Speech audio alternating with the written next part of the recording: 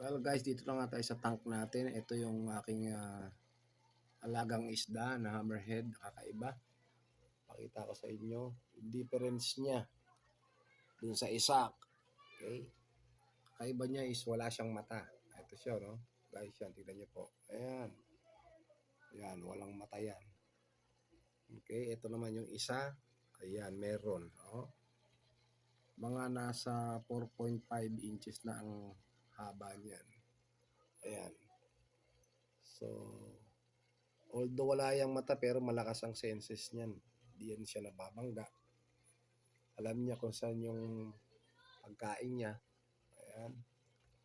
Siya marunong siya makisabay sa mga kapwa niya isda. Okay? So, napaka-rare lang daw niyan sabi sa research natin. Ganyang isda.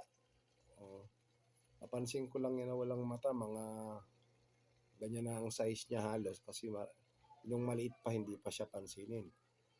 Tsaka nailagay ko sa isang malaking aquarium yan.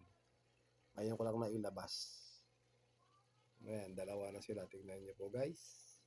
Yung isa ang laki ng mata, ito wala. Ayan o. Alam niyo na kinakamera siya ha? Kahit walang mata. Ayan o guys. See? Alam niya. Ayan, ayan, walang mata yan. O. Okay. Compare natin sa isa. Ayan. Ayan. See? Napaka-rare ng ganyang isda. Ayan o. Oh, wala. Nahanap ko lang. Ito, meron. Ayan, ang laki o. Ayan.